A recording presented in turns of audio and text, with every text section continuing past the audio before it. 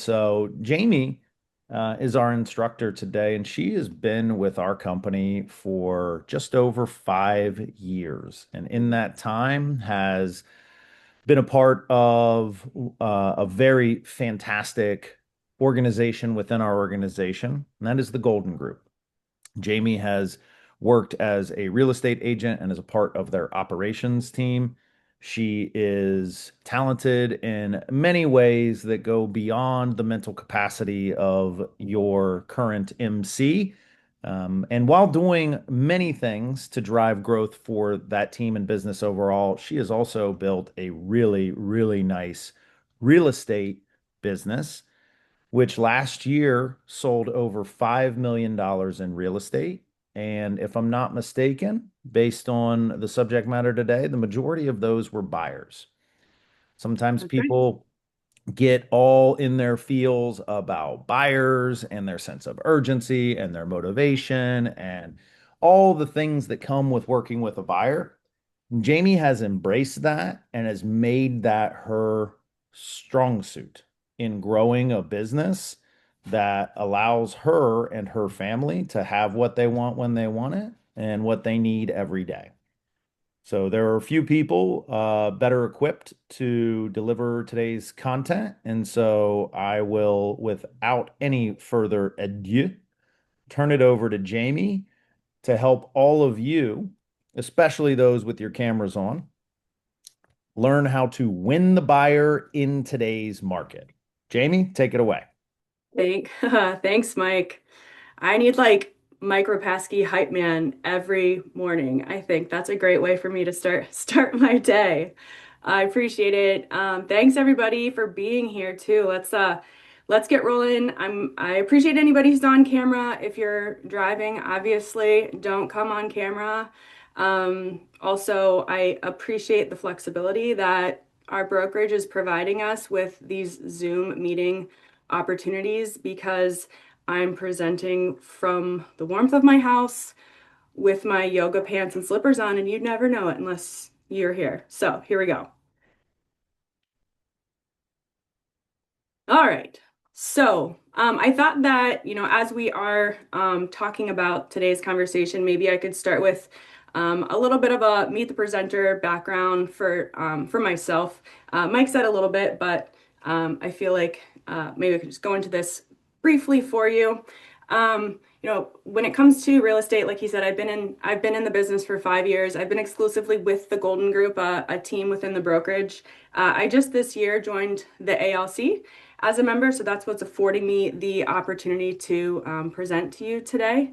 I'm also an Airbnb host, which I like to mention just because sometimes it makes for good follow-up conversations with people that I don't know too much about yet. I'm a mom of two boys who are 5 and 8. They are off school today in the first floor. So if you hear someone or you see someone scurry behind me, that's what's going on. I love Cleveland. I'm not from here originally, so I can say that very authentically. I choose to be here. And then my background before this was in marketing and advertising. I worked at an ad agency for over a decade before I became a real estate agent and made that transition during COVID. So that's a little bit about me. All right, so if you've been attending Ignite, you've learned about topics like lead generation and defining your values and growing your database, that type of thing. And there's a lot that goes into that.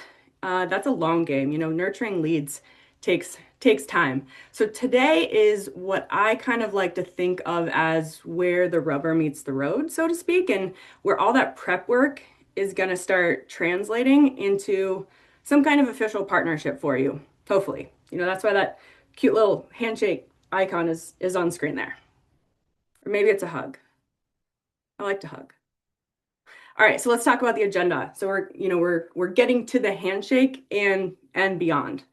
Um, we are going to start our conversation today discussing how to identify a buyers who's qualified to earn your attention. Then we're going to talk about getting to that appointment with them, preparing for the meeting, conducting the meeting, and getting that buyer rep agreement so you're off to the races in getting paid coming out of this as well. Um, True KW fashion, I will be asking for ahas throughout.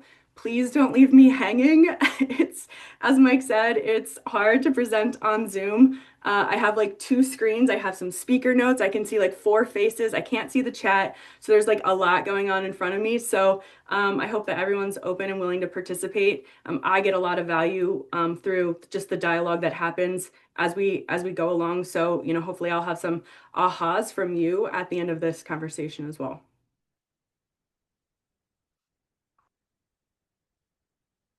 So, A buyers, let's talk about how to identify them and how we need to focus on cultivating them.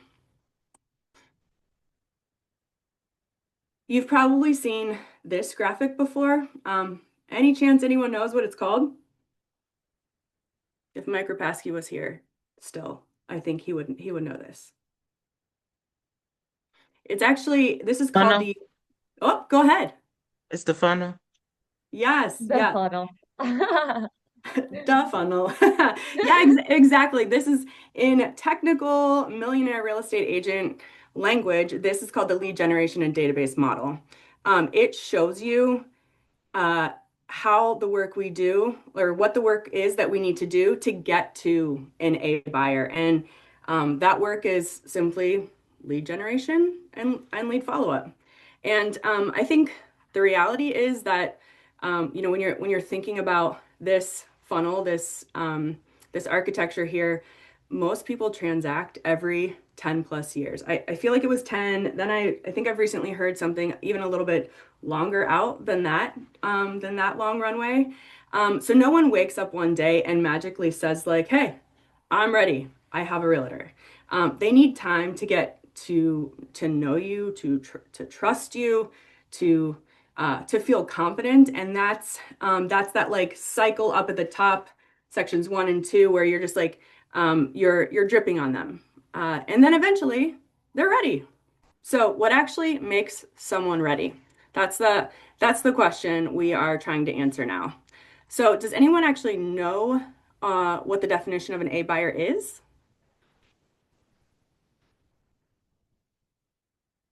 In the terms of the millionaire real estate agent, an A buyer is someone who is ready, willing, and able to do business in the next 14 days. So that's the perfect buyer scenario. So I think of A as in like action, like that's my action buyer. They're ready to roll. But honestly, though, like if I think about my own business, I don't think I've ever had a buyer who is willing to transact within 10 days. That feels like very fast. And I rarely see clients move quite that fast. So for me, when I'm defining an A buyer, I think a little less rigidly about like the actual time frame and more about where that timing and motivation intersects. And most A buyers are created by life events, in my experience and in what we preach at Keller Williams. So you're thinking in terms of birth, death, marriage, divorce, promotion, demotion. Those can lead to things like relocation, downsizing, health changes.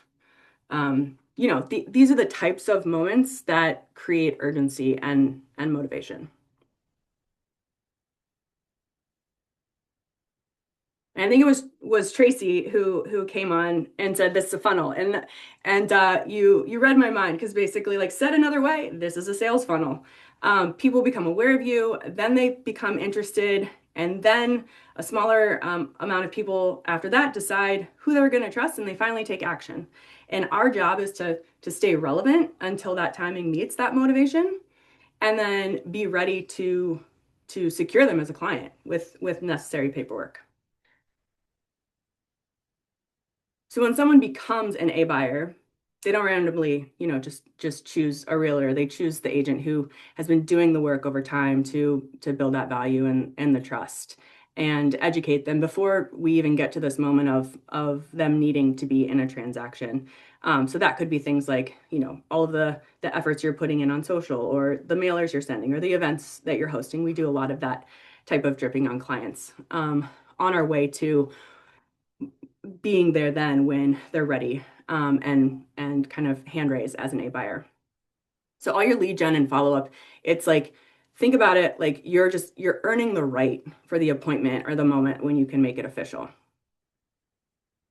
So couple of questions for you here. Like, can anyone share any experiences about when some of this like slow and steady lead nurturing has paid off, and you've gotten to a moment where like then you have an A buyer? Anything stand out to anyone as a good story they could share with the group?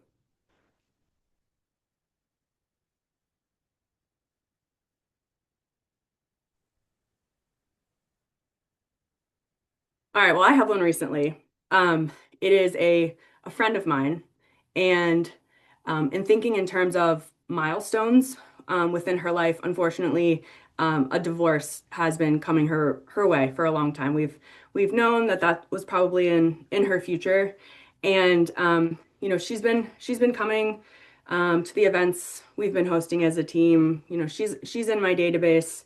And I saw her at a Thanksgiving celebration or party at a friend's house.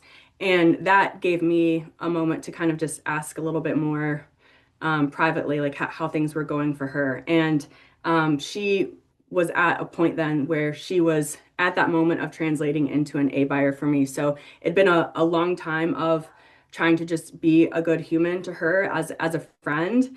And then when she is now ready to go find the house that she's going to um, buy on her own, I was the person that she felt confident in talking to about this. So, in summary, an A buyer is someone who is ready, willing, and able to transact soon, but like earning the ability to help them, it doesn't happen quickly.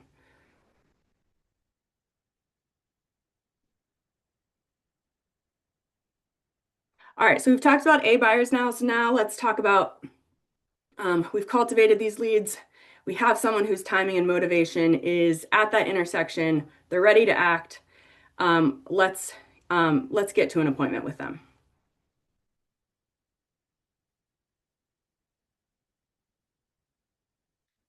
In Gary Keller's words, he would say the right approach to close for a meeting is the only approach. Just ask for it. I guess that's pretty clear to me. When you find someone who's ready, willing, and able, you just ask them to meet. I also use the phrase like, if you don't ask, the answer is always no. And that's an easy way for me to think about this statement.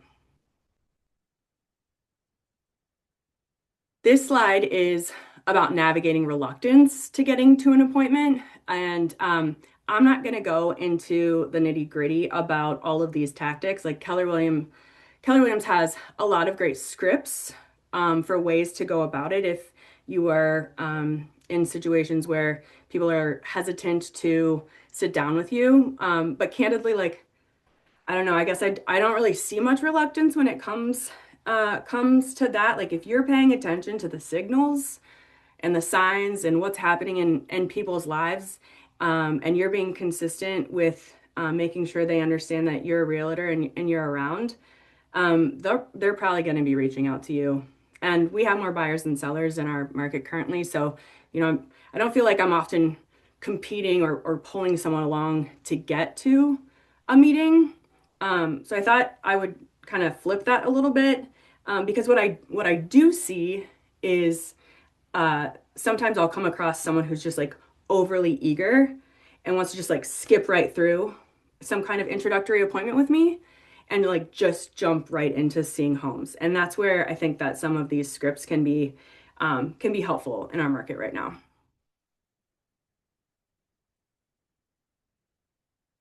So I try to think about it in terms of like creating clarity about about the value of the appointment. So I mashed up um, I mashed up a couple of the training scripts that Keller Williams provided for this conversation and created my own. And this is for someone who's like overly eager and wants to just jump right to, hey, can you open this lockbox for me? So this is a combo of like showing benefit and what KW would call like the tie down approach. And so I say something like, I find that 30 minutes of pre-planning can save my clients like a lot of time on their home search, and it helps us to stay aligned with your goals. that'd be helpful, right? Great. So, let's meet up. Anybody have any other scripts that they use if you come across someone who's a little like overly eager to see a home, but you can just kind of tell that maybe it's gonna turn into a wild ride if you don't kind of set some expectations at the beginning? Hey, Jamie. I think that a lot of times when you're starting to work with a new buyer, the thing I run into, even if it's someone I guess who's bought a home or never bought a home, is um, not understanding like they need to be pre-approved before they can look at a home too. Mhm. So I think that it's important to have some sort of dialogue there, like as why it's important. That's a step that you can't skip. Just you talking about eagerness made me realize that there's a lot of conversations I have had where buyers are like, "Well, we just want to see one to see what it's like, or we just want to, see if we're ready, or if something. Why would I get pre-approved? Like that kind of conversation is hard to have sometimes." Yeah, I agree. And and in the back of your mind too, you're like, oh no, this is, I are they an A buyer then? Like if you're not willing to take some recommendations from me and be fully prepared, you're not really meeting all those ready, willing, and able criteria if they're not going to be pre-approved yet too. So yeah, thanks for sharing, Sarah. I think I just try to, oh, go ahead, Eddie. Oh yeah, I do. I'm big on meals. I like taking a client to dinner or breakfast or something because we work in a relationship-based business. And if someone's just so eager to get in the house quickly, you're losing out on all the opportunities to learn about them and for them to learn about you and to hopefully foster that relationship into something where you get referrals from them as opposed to, oh, I just showed a house and I'm never going to hear from you again. Yes, I think that's a great point. I'm the same way. I try to just, hey, let's meet up at a coffee shop kind of thing. Let me buy you Yeah. a coffee. Something that shows like I'm willing to, extend my hand first, to build a relationship. And I think in statements like the one that I'm showing on screen right now, like it's focusing on why they should want to have the meeting too. Like this is ultimately going to save you time. This is to your benefit. And I know that I'm adding value and that's going to be important to you. And so I just try to make it sound easy and painless. And, uh, I like them to know like I take my job seriously and this is the process that I have success with. And so I'm going to start out on the right foot with you and do it the right way. So let's go ahead and meet. I have something to add to Yeah, that. absolutely. I know that when you're with a buyer, sometimes it's good to say, this is your protocol. This is how, like you're saying, I'm a professional. I take this seriously. I'm not just into showing people houses.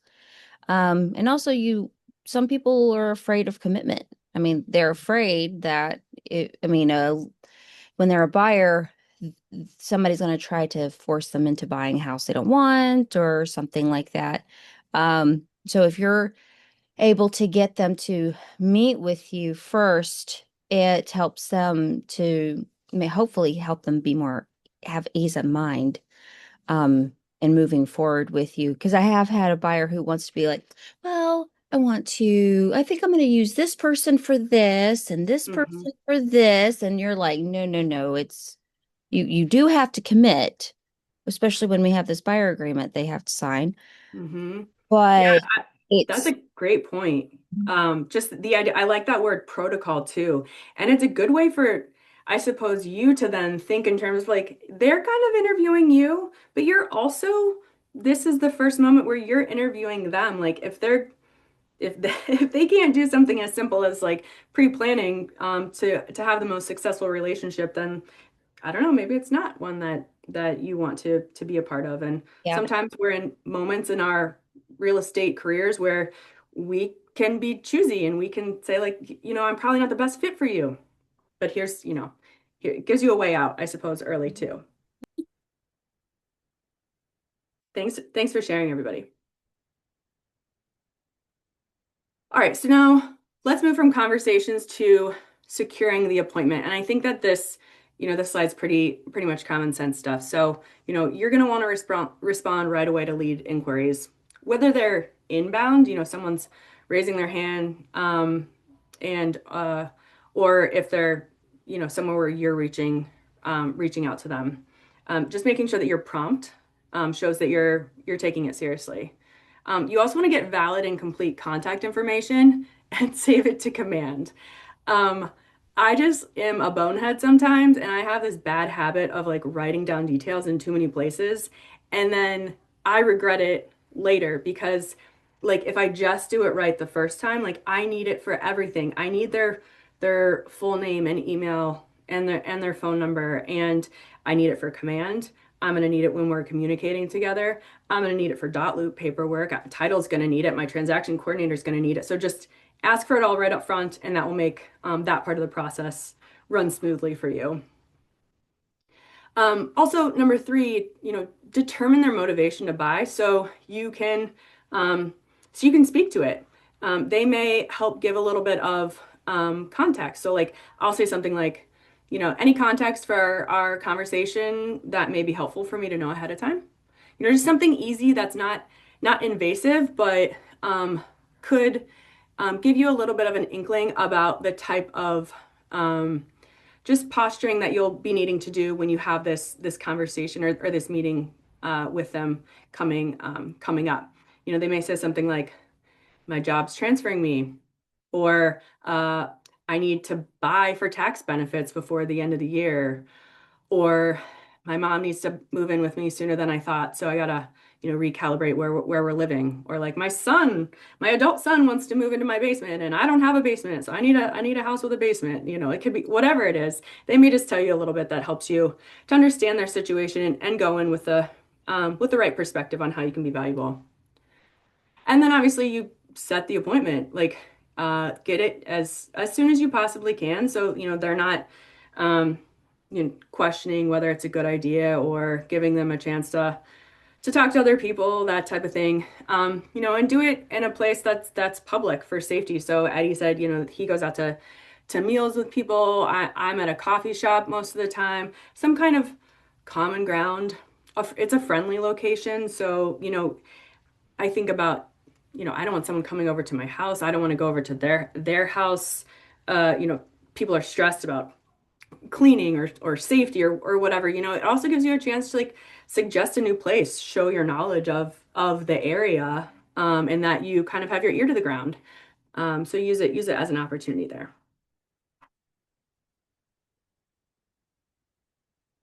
All right, so the next thing we're going to do is preparing for the buyer consultation itself.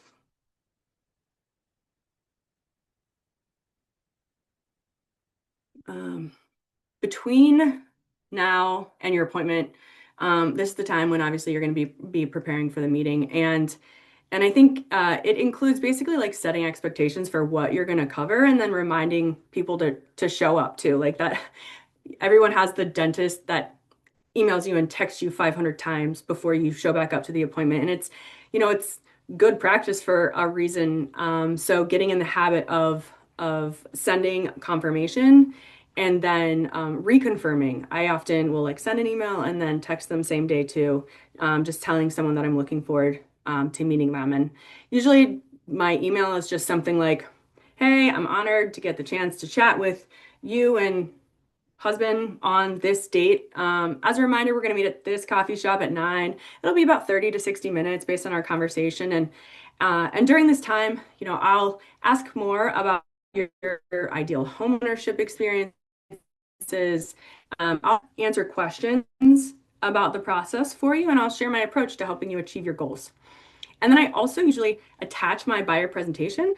And I think people probably feel differently about this, but I know in general on my team, we like to do that because there's a lot to think about and to look at, and to kind of get that pre-processing started is valuable for people. So, they can see a little bit about my bio, see some of the paperwork before we go through it.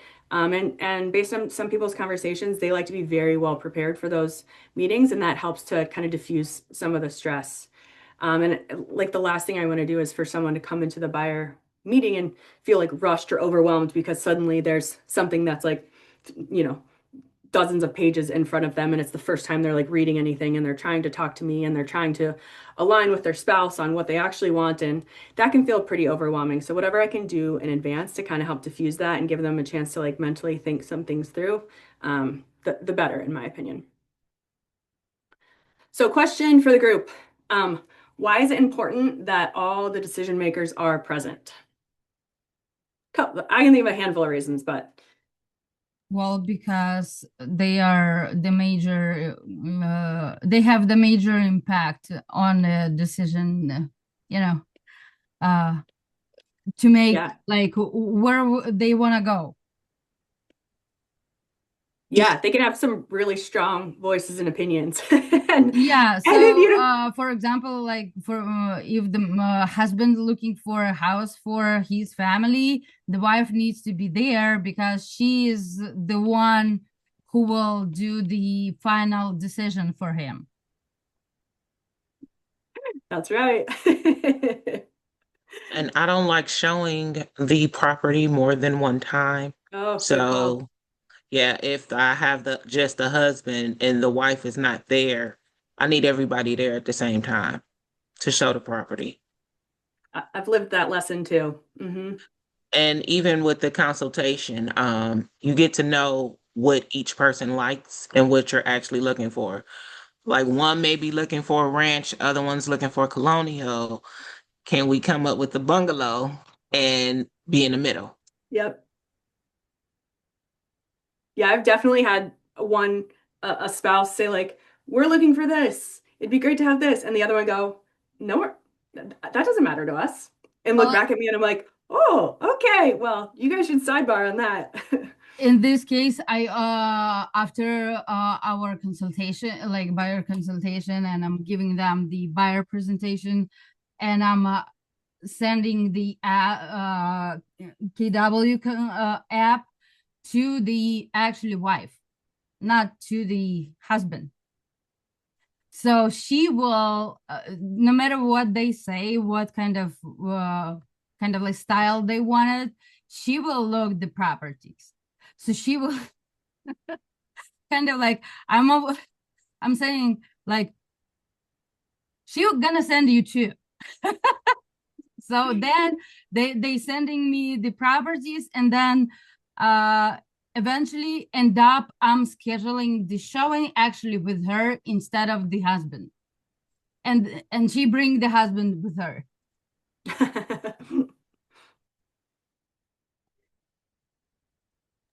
Anybody I else? think that brings up a good point of when you're meeting with the buyers as an agent, you also will get an understanding of how they make decisions as if it's a couple, as a collective group. Sometimes it's very clear one person has more of a say or more of an opinion or more objections, just depending on who they are and what the situation is. And I have one set of buyers that I spent a lot of time with, and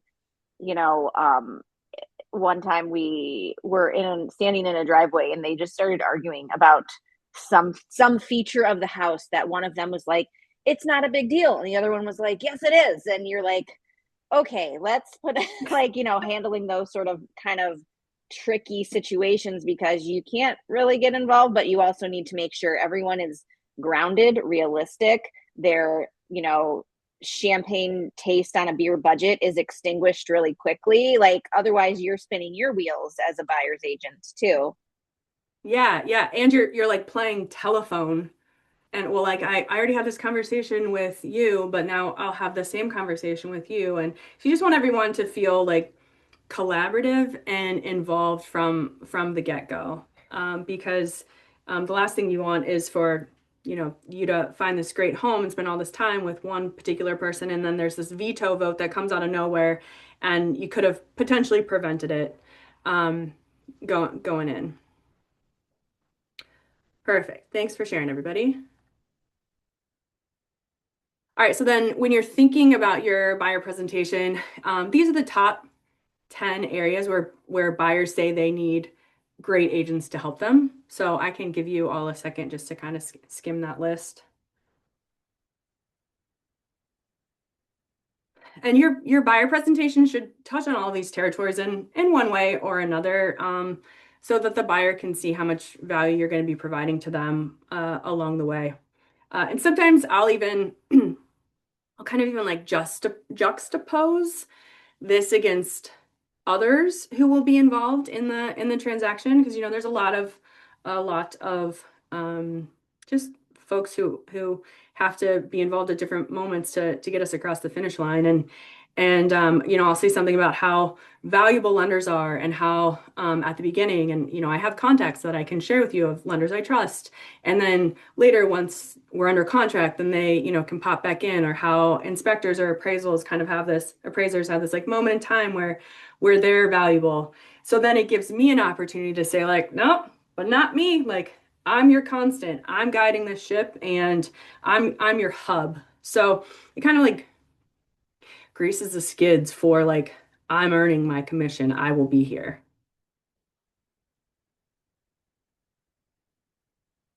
So then here's a master list of content that you could potentially put in your buyer presentation. Um, and because of how voluminous it could be, that's just another reason I like to send mine in advance. So I'm going to give everybody a chance to read the content here, and then hoping someone can share like, what kind of value does this provide? Or like, looking at this list, what does it do for your buyers for you to put this type of information in there?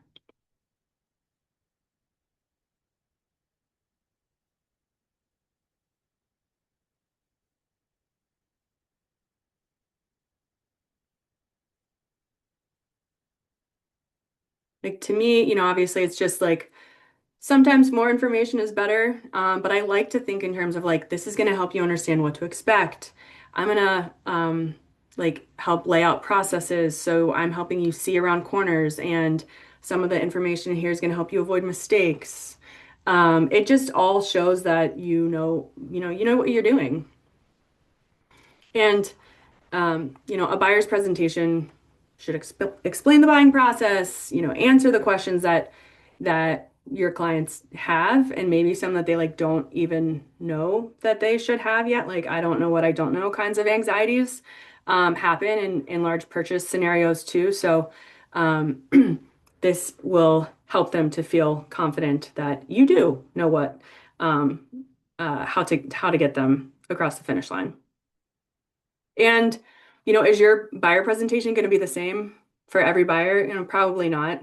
An investor is going to want different information than a first-time home buyer, or someone who like grew up in the area is probably not going to need a list of local attractions.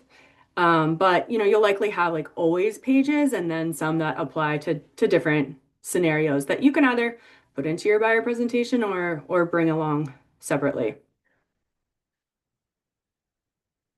Is there anything on this list that is surprising, or that maybe you haven't thought to include in a buyer presentation before reading all these bullets?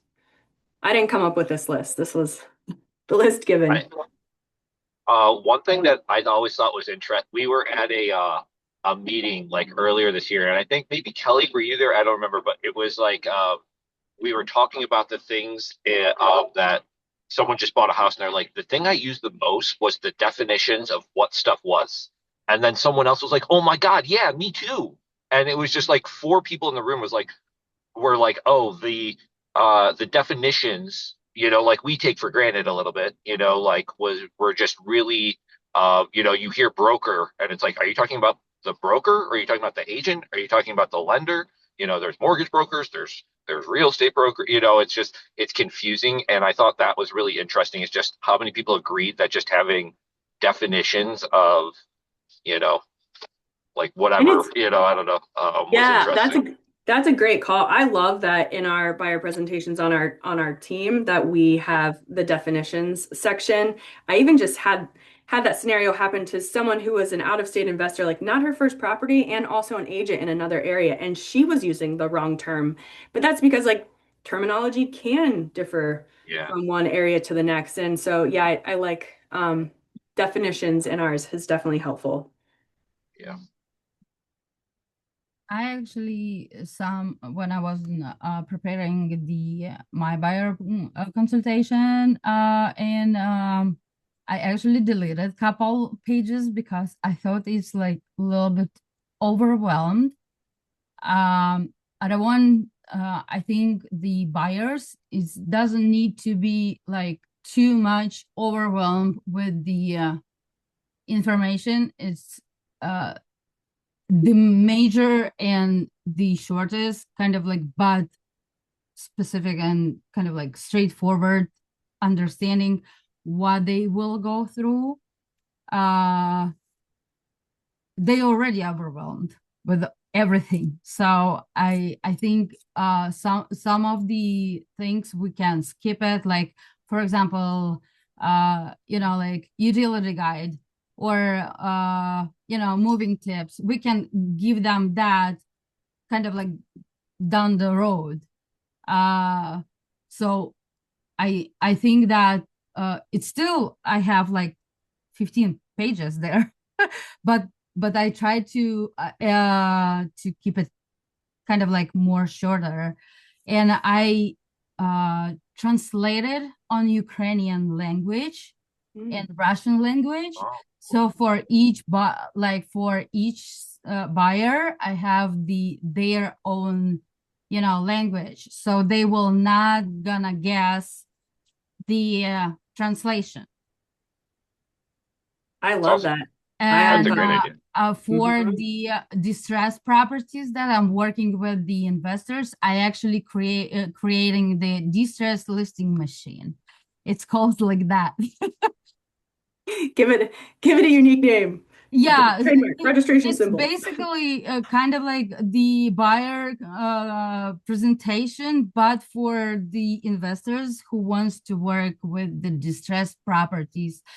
And what is the difference of the distressed properties and how everything that works, what they need to look for, how they should more appropriate calculate the investments and constructions, and what they need to look for, and what is the major skeleton of the construction things that they will not gonna skip it, because this is something that fundamental for them to get the like increase their value and money back. Yeah, and that's a good point. It's like you've got to walk the line between overwhelming them and providing enough information. And like you're saying, investors like, okay, hi, hey, hold on, can you use the back? Okay. Sorry, guys. Is Have it you ever presented in a Zoom meeting to 30 people and had your son come behind you and say he has to poop? Because I have. Okay, here we go. 325. One second, okay? Please hold. Hey, babe. It, Matt. so I have a question for the whole crowd of everything. Um, what do you guys feel in terms of like printing out a buyer's packet as opposed to like sending it in a PDF? Or we use a company called FlipSnack, that makes it look like a magazine, of your buyer presentation. But just curious how many people like print it out, put it in a folder and hand it versus, just send it digitally. I always print it out and give them in a hand Mhm. because the email they will. I do understand that sometimes they are so like they open, scroll down, and that's it. They actually never read it. When they have in the printed, they actually will sit, go home, and it will be always in the front of their face. So I always printing and giving to them, so they I will also have it print it. in hard copy. I also print it because that way they can actually go through it and they can make notes. They can highlight important points that they want to go back and visit later. I Yeah, am I agree with that. such a paper person. I have stacks of paper surrounding me in manila folders for all of my different sellers and buyers and just information in general. I'm definitely a paper person. Thanks. Yeah, thank. We should All make right, thank. custom fold like What's that, Eddie? I was just saying we should make branded folders. Have you seen like some teams will do that where they have like a folder with their buyer? It's almost like a pamphlet of their buyer or their value proposition on the folder, and it's branded to them. Like there's some print companies that make these, but it Yeah, was just, and then you put your stuff inside, or like the printouts of houses and stuff. yeah, and Interesting. I you was just just have to, curious what like printing Megan just versus put digital. put in the chat too, like you just kind of have to know your buyer. Some people are like, I'm not even going to take that paper with me, and other people are like, oh, Yeah. thank you for bringing this to me because here I whip out your highlighter. So the more you can just be prepared for both, and then do your your email follow-ups as well.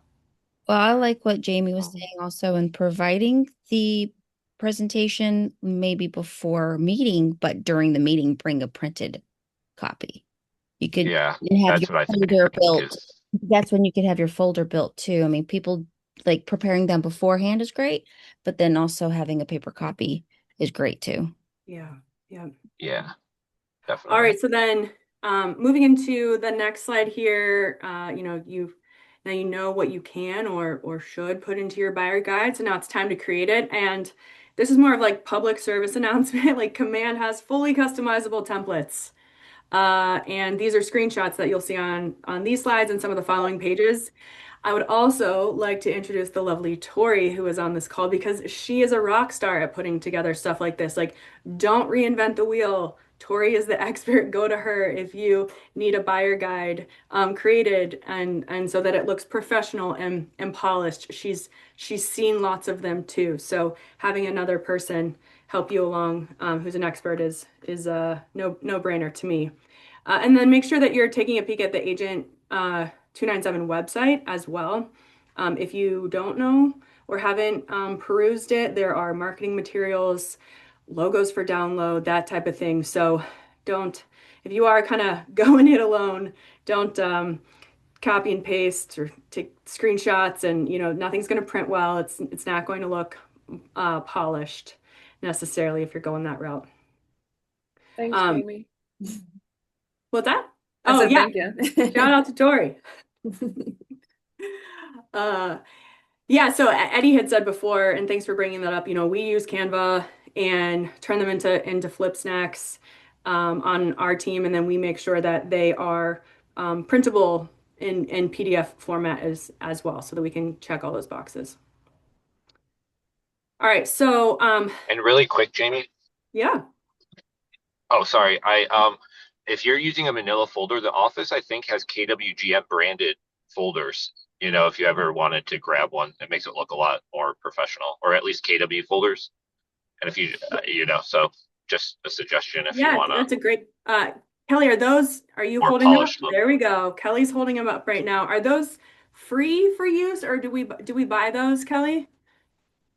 Yeah, so they're $2. Okay, what a deal. Okay, it does look polished.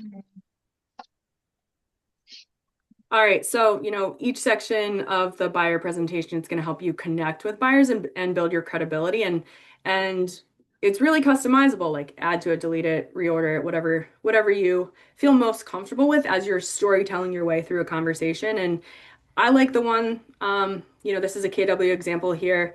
I like this table of contents and how it focuses on you. It's like your dream home, your preferences, your neighborhood at your service. Like, I like the alliteration of all of that.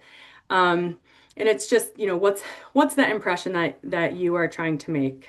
You want to be thoughtful about that so that your meeting flows smoothly, because there's a lot to potentially talk to someone about. So you want to make sure that you understand how to do all of your kind of segues.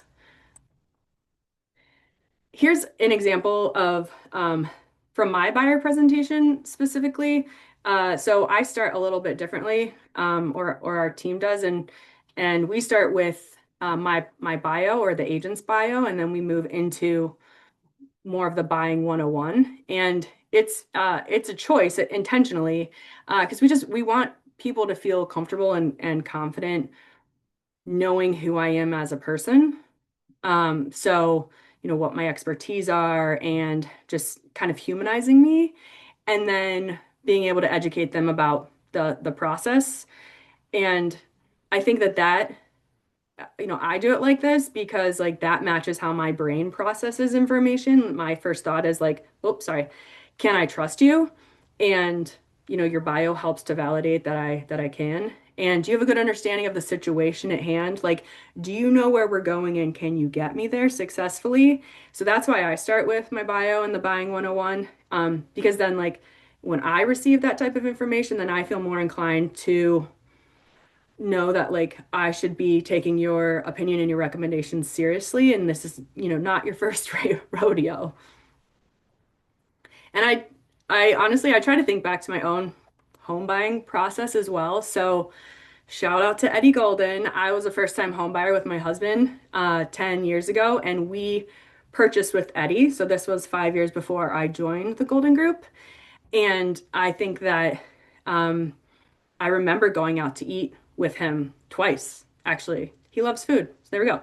I remember we went to Burntwood, and I remember we signed paperwork at BW3s, and I couldn't tell you who my home inspector was.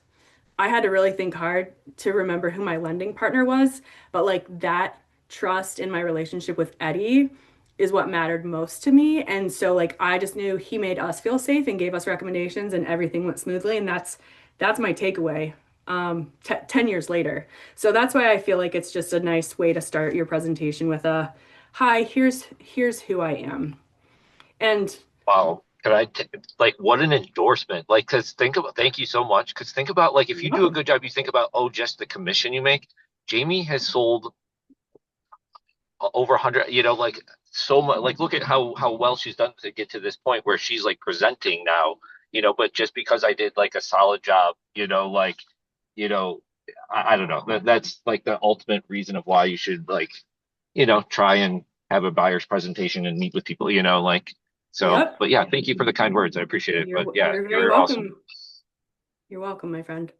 All right, so then like in looking at my bio, the impression I'm trying to make is I want to be seen as like a strong and capable person who's qualified to navigate the process with you. So you'll see things about how I'm a realtor, I'm a homeowner, I'm an investor. I say I've lived on both the east side and west side of town. Because some people think you only sell here or you only sell here. I nod to the fact that I was in advertising before this, so and how that translates to real estate via communication and negotiation, and wanting to make sure that that part goes smoothly for my clients too. And then I talk about where I live and with my husband and sons. And then we have some other silly fun facts. Like I talk about how if I'm not working, I'm probably chasing my kids with broccoli. And like I'm a really great dancer, but I'm not. And what my dream home looks like because it's not the same as everyone else's. Like I want a small house and a big yard. And it's just to show like, hey, I've been around the block. I can handle what we're about to go through, and I'm a real person, and hopefully something about this triggers them to say like, "Oh my gosh, broccoli." And then you've got some like funny tangent and it's like icebreakers for your conversation. I recommend avoiding anything in your bio that's going to make you sound amateur. So, people are going to come across it on the internet in a lot of places potentially. I do not love when I see things like what high school you attended, um, or the year that you graduated, because if I'm going to purchase a house with you, like if I'm thinking about being the buyer themselves, I don't want someone who maybe isn't a homeowner themselves yet or is not old enough to be qualified to do this. And we can be young in this job. I'm not suggesting that, but I think that uh, feeling like you're young um, through words is, to your detriment. Um, and so just, be careful, I suppose, when you're thinking about what kind of language you put in your bio and how you want to be seen.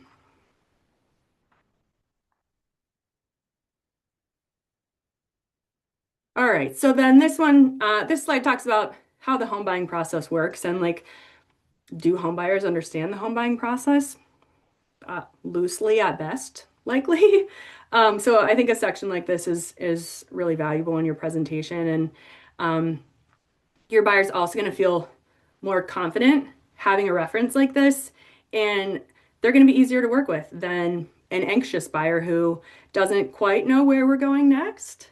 And they'll be grateful for you for being so thorough, and hopefully send you some referrals too. So also perk, it's going to make your life easier. So documents like this could potentially help them avoid accidentally endangering your transaction. Like by putting in here, like, here's what you're going to need to bring to closing, or like, as a reminder, don't open up new credit cards once we're under contract. Like things like that just can help you to show, hey, I've seen this go south, and so let me help you not go in that same direction.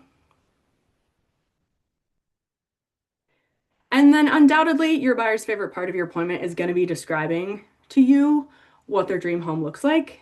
And, having a page like this can help them to see your sincerity and wanting to really understand what that is, since it's so different for everyone. And, this will help kind of tease out some of the values and the motivation for their move. So, be a good listener, take notes. Don't be like the server who like doesn't write down your order when they come to your table, and have a client who's like, is she really going to be able to get that correct when she leaves? Like, don't give any reason for them to doubt that you will be in the minutia with them, and in that it's all valuable to you.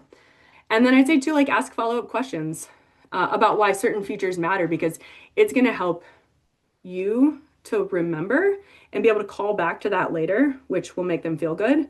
And it shows that you're internalizing the information. Anybody have any like fun or weird stories about dream homes your buyers have described? Like I had someone say, whatever the specs for the house were, and then they said, I do not want any room for a mother-in-law suite. And I was like, okay, okay, that's cool. Touchy subject, glad to know. Anything else that comes to mind for anybody that's been fun?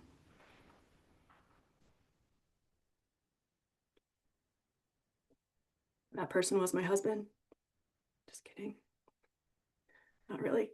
Okay, so this is a screenshot from my buyer guide. So similar to asking about dream homes, just wanted to show you an example of something that we provide. This is not so that they necessarily fill it out and give it back to me in any way, but I think it helps buyers to start thinking in terms of flexibility. And we've already kind of discussed, you want your clients to be united in what matters to them, and sometimes partners are not on the same page. So sending this in advance will help them to kind of air the grievances behind the scenes, be united when they get to you. And I think it also helps me think in terms of how I can help them compete. It gives me a moment. So if someone says, I'm really handy around the house, I can explain how that's great that I know that you have that type of a skill set, because then when we're looking at homes, I can say, look past the yellow of the mustard kitchen vibe here. You're a great painter.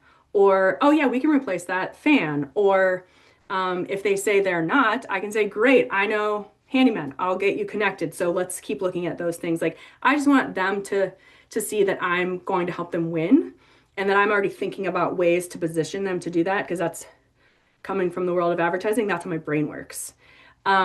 So, it also may give you a chance.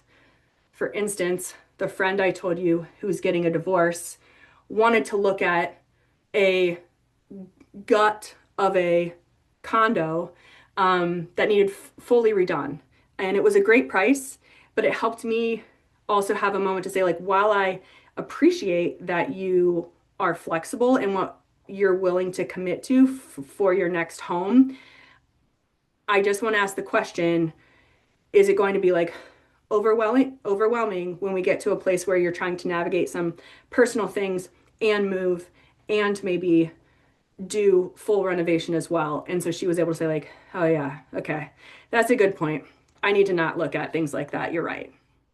So time to talk about that.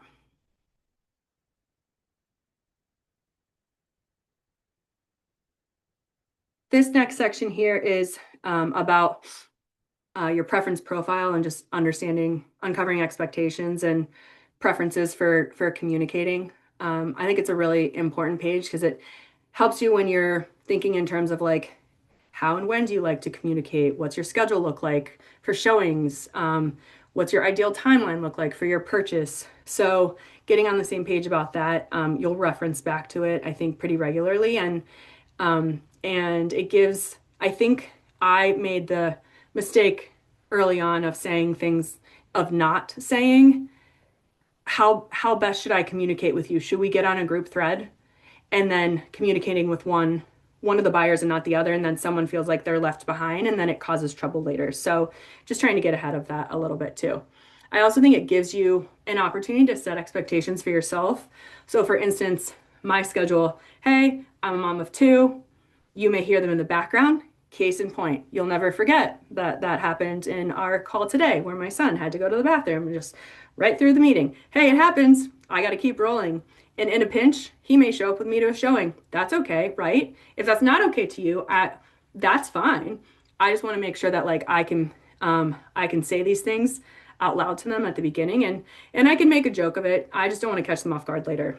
And I can also say things like, you know, I am on bus duty when my kids get home at 3 o'clock, which, you know, puts a little bit of a crimp in that afternoon showing type of a day. However, spin move, my husband's a teacher and he gets home at 4. So I'm ready to roll by 5 o'clock to show houses to you.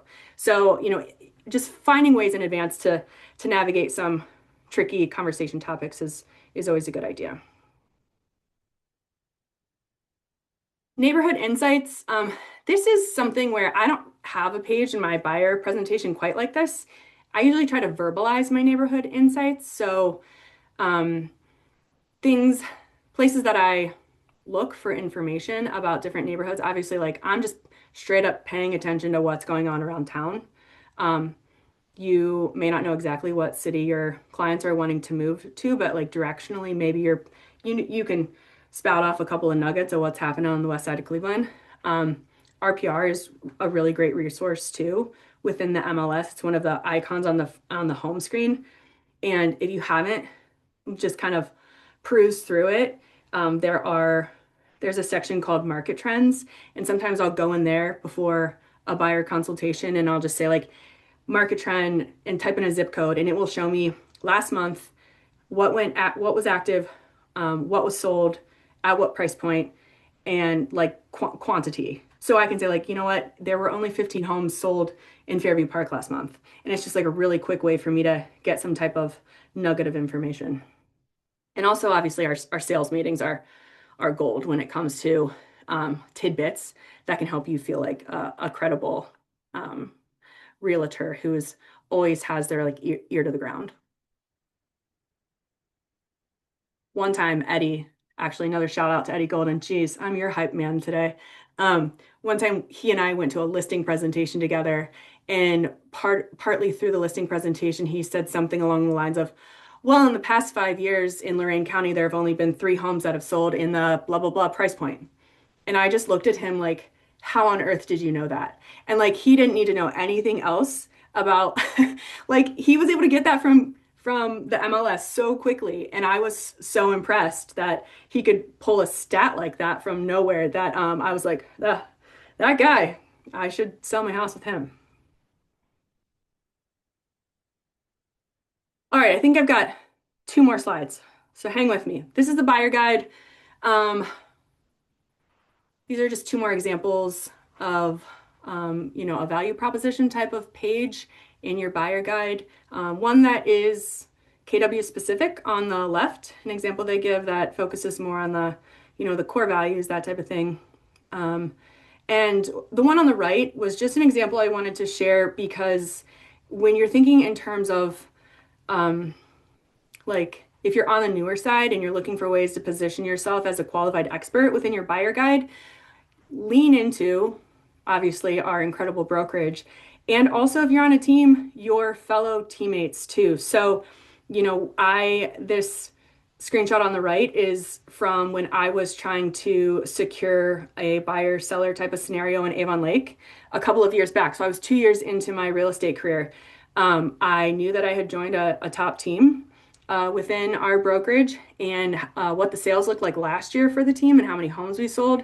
And then I was able to say, I don't live in Avon Lake, but a lot of my team does. So I was able to say, like, look, we closed 28 transactions in Avon Lake last year for nearly $9 million. And here's what we already have going on in Avon Lake this year. Like, I'm the person. And this is the page that they referenced back to and said, yeah, we didn't know if we were going to need to keep interviewing agents, but this built so much credibility for you right off the bat that we feel really confident that you're going to do a great job and that you understand our market. And I was like, boom, there you go. Thanks, team. All right, so last two slides here. These are you're at the buyer meeting. Hooray. Let's talk about some final tips. So because we're on Zoom, we're not able to do like a, in-person workshop-y dialogue type of thing. So I just kind of pivoted to final tips for success. We've talked about print your materials and prep your tech if you're going to have something over Zoom or FaceTime or whatnot. Get your mindset right. Remember, you're valuable. You are about to be their advocate for the biggest purchase of their lives to date, likely. So that is worthy of your time and their time, and you're not badgering them for business. The third one here, tell them how you want them to feel by the end of the meeting. So I'm pretty direct about this type of thing. Like, I will say something like, I want you to be certain that I'm going to take care of you during this process and that I take my fiduciary duties very seriously. And that includes confidentiality and putting and loyalty and putting your needs above my own. And I just like lay it out there. So they're like, whoa, okay, she gets it. Number 4, be a communication chameleon. I just like this term because it's a good reminder to me that everyone is really different in the way they handle stress. And so, you're quickly find ways to be relatable and empathetic. And you may have to shift gears a little bit to make sure that they're feeling comfortable during the conversation. Ask, listen. Well, first listen. What's that saying? Like, someone doesn't care about you until they know you care about them type of thought. So I appreciate that mentality. And then I also, ask follow-up questions, ask if there's anything that you haven't answered so that then when you're going to share that buyer representation agreement, that they don't have any objections and that they feel really confident that you've told them everything. And you can just say like, oh yeah, thanks for reminding me. And maybe you hadn't planned to say it yet, or maybe you had, but then number 7, share your buyer representation agreement. So they may sign it there, they may sign it in dot loop later. I just try to explain like this is what gives me permission to open lock boxes on your behalf. Like just some kind of line like that. And then do what you say you're going to do. If they're going to go home and talk about it a little bit more before they sign, like make sure you are in a very timely fashion, setting up the searches, connecting to lenders, sending neighborhood information, whatever you said you were going to do as output from that meeting, get it in front of them fast so they know that this is the type of service to expect from you.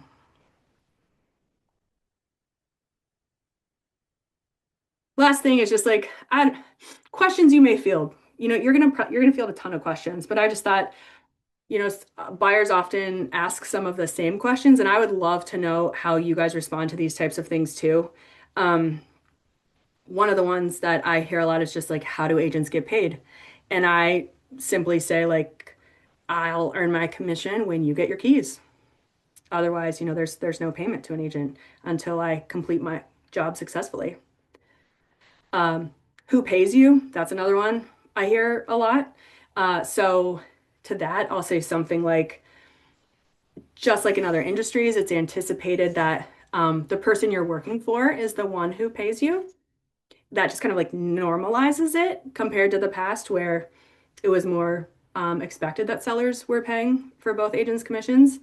And then I also say, like, however often I'll find, sellers are willing to still contribute to my commission, and I'll talk with a listing agent about this before ever writing an offer on your behalf. And then the third one being like, can I write a letter to the seller when we submit an offer? And the short answer to that is like, no, that's unfortunately, not unfortunately, that's a thing of the past. They're called love letters. And the reason we can't do it and I can't be a part of it is I would risk my license because you could unknowingly be revealing something like information that is protected under fair housing laws. So if they push back on that, I continue to like my counter, like, hey, you know what? I can't risk my license in order to do this. And some agents actually even will like kind of hold it against you, think you're trying to like cheat the system to get your offer accepted. And I don't want anyone coming into it thinking that we're not on the up and up. So I just kind of try to pivot to here are the things I'm going to help you do to win in a multiple offer scenario instead of that. Any questions or thoughts on this one? Or any other ways you guys handle these? I'm all ears. These are tricky Q&As sometimes. I actually have had yesterday a conversation with the sellers and they asked me how much I charge, and I said like, well, the in the contract you will get the that we will negotiate the buyer compensation. And they like, oh, we thought like we're gonna pay just for for your services and not gonna offer the compensation to the buyer. I said like, well, yeah, that's why there is in the contract will be like saying that it's negotiable. So, but we can, when they will submit the offer, we can say that the seller is not offering the buyer compensation. So that's keep happening a lot. Who's pay who is paying for what? Yeah, and it can potentially impact how high you come in with your purchase price to help cover things like with closing credits and things. So yeah, it's an interesting one to navigate that part.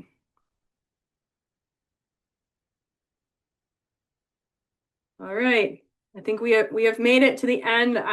I'm so grateful that you guys are all still hanging in here. I hope that I've just been able to give you some helpful tips or tricks or advice. Any ahas that anyone can help me close out our session with today? I have one. I appreciated what people were saying about, buyer representation agreements and not overwhelming someone with the amount of content and thinking about ways within your transactional process to provide information and follow up. So whether it's, about moving or about utility transfers or things along those lines. I have a story from my about my buyers. So they phoned me and they called me to set up the appointment, and they've been talking too much on the phone, like really fast, and said like, hold on, let's wait, let's meet in office. We will go through everything and you will explain me there everything. So we met and they said that we tried to reach out few agents and they all kind of like said that our situation is not good and we have to wait another 2 years to buy the property because something about the income. I said like, well, let's take a look. So we take a look. They brought me all the previous taxes, and I asked them if they have a lender, which is they had already. They worked previously when they were buying the apartment condo.